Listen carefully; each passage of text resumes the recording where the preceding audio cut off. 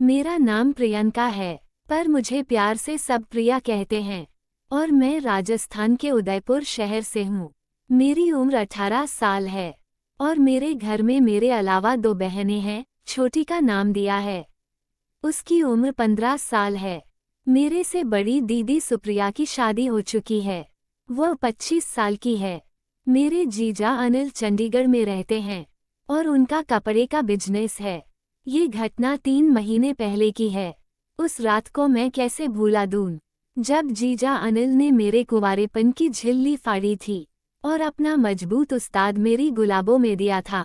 कभी कभी मैं नींद से जाग जाती हूँ, क्योंकि मुझे आज भी वो उस्ताद याद आता है। लेकिन मजबूरी है और वो उस्ताद अब मुझे शायद कभी नहीं मिलेगा। आइए आपको अब उस रात और उसके पहले और बाद की घटना बताती हूँ। मेरी दीदी सुप्रिया का एक दिन फोन आया। उसकी आवाज़ हल्की सी ढीली और जैसे कि वो बीमार हो ऐसी लग रही थी।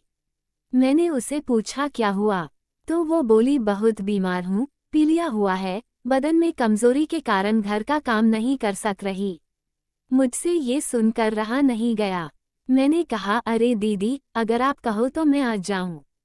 वैसे भी मेरे कॉलेज में 15 दिन की छुट्टी है। सुप्रिया बोली अगर तू आ सकती है तो आ जा, पर तेरे जीजा के पास काम का अभी बहुत रश है, इसलिए वो लेने नहीं आ सकेंगे। मैंने कहा कोई बात नहीं दी, मैं पापा के साथ आ जाऊंगी। सुप्रिया बोली ठीक है, कल ही आ जा।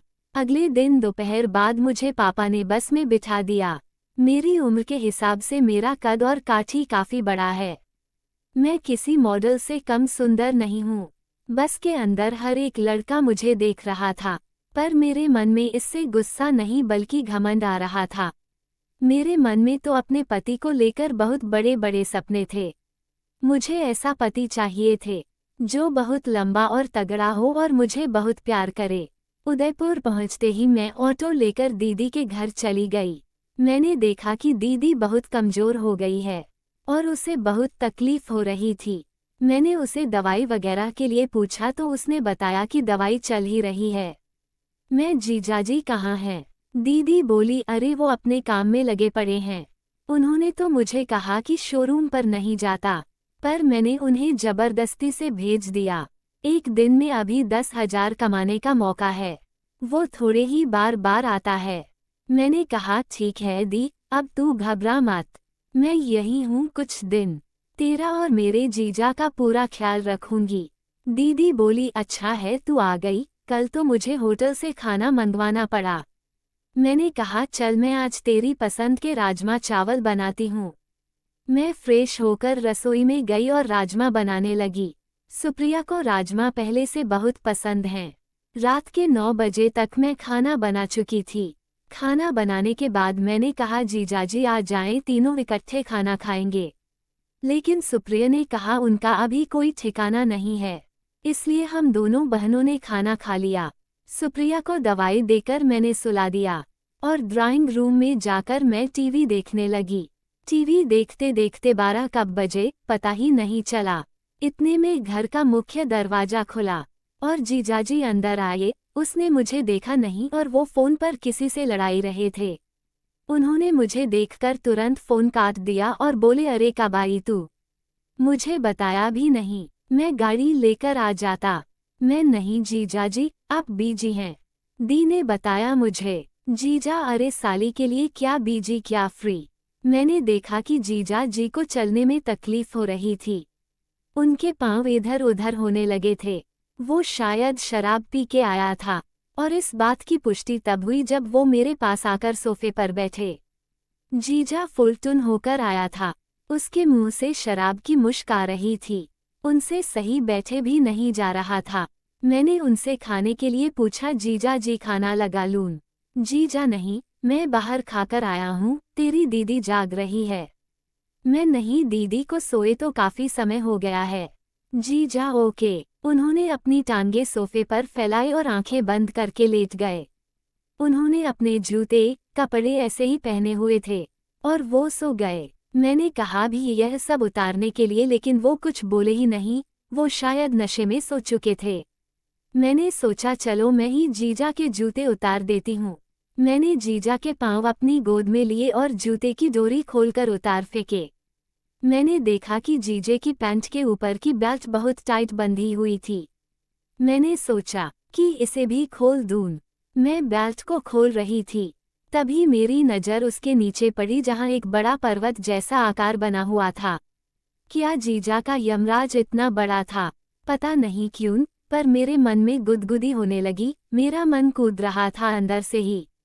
मैंने इससे पहले यमराज सिर्फ मस्त वाली मूवीज में ही देखा था, लेकिन जीजा का यमराज तो पैंट के ऊपर इतना बड़ा आकार बनाकर बैठा था कि देखकर ही मुझे खुशी मिल रही थी।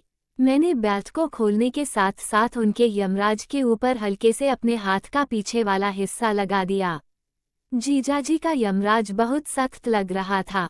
उनके यमराज को छूने के बावजूद जीजा हिले नहीं और इससे मेरी हिम्मत बढ़ गई। मैंने अब अपना हाथ पूरा रख के यमराज को एहसास लिया। यमराज काफी गर्म था और मुझे उसको हाथ लगाते ही मस्तानी के अंदर खुजली होने लगी। मैं तब तक तो कुंवारी ही थी, मैंने केवल उंगली से किया था बस। सच में बड़ा भारी यमराज था। खोल के देख लूं। जीजा तो नशे में थे।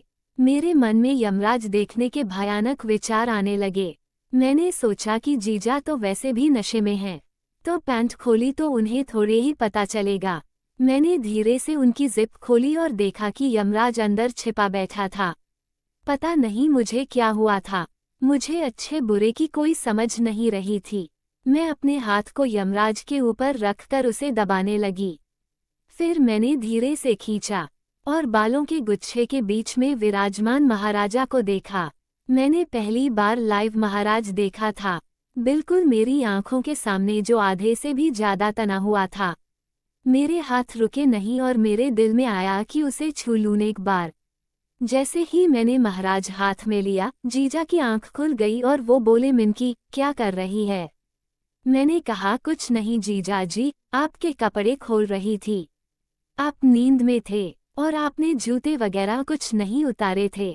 जीजा मुझे पता है कि तू क्या कर रही थी। मैं सोया था, लेकिन तूने हाथ लगाकर सहलाया तब मेरी नींद उड़ गई थी और फिर मैं सिर्फ आंखें बंद करके लेटा हुआ था। मैं डर गई कि कहीं जीजा दीदी को ना बता दें, लेकिन उसके बाद जीजा जो बोले वो बहुत ही अलग और आश्चर्यजनक था। जीजा इतना ही महाराज लेने का शौक है तो कपड़े उतार देता हूँ। मैं क्या बोलती, मुझे महाराज सिर्फ देखना था, लेकिन अब जीजा थोड़े ही मानने वाला था। मुझे कभी ना कभी तो नथ उतरवानी थी, फिर आज क्यों नहीं। मैं कुछ नहीं बोली, लेकिन जीजा के हाथ अब मेरे कबूतरों के ऊपर थे और वो उन्हें जोर से दबा रहे थे। मैंने आंखें बंद कर ली। जीजा मेरे कबूतरों को अपने मुंह में लेकर चूसने लगे। उनके गरम गरम होंठ का एहसास जान निकाल देने वाला था। मुझे अजीब सी खुमारी छा रही थी। तभी उन्होंने मेरे चिड़िया और अपने महाराज का मिलाप करा दिया। बाहर एक तेज धक्का दिया। आ है आओ ऊ उई उई उई, मर गई रे। जीजा ने मेरे मुंह पर हाथ रख दिया और एक और जोर का झटका देकर पूरा महाराज मेरी गुफा में पेल दिया। मुझे ऐसे लग रहा था कि सारी चमड़ी जल रही हो, मानो किसी ने गुफा में लोहे की गरम सलाख घुसा दी हो। मैं अपनी गलती पर पछता रही थी और वो मजे से लगे हुए थे। मैं रोती रही और वो मजे से लगे रहे। 1 घंटे बाद उन्होंने मेरी गुफा से अपना महाराज निकाला। मैं अपने रूम में भाग गई, लेकिन वो पीछे पीछे आ गए और दोबारा कार्रवाई शुरू कर दी। और मेरे बार बार मना करने के बाद भी वो नहीं माने और ऐसे ही 15 दिन तक उन्होंने मेरा बाजा बजाया और मैंने भी बाद में उनका पूरा साथ दिया। दोस्तों, आपको कहानी पसंद आई हो तो लाइक जरूर करें और चैनल को सब्सक्राइब जरूर करें।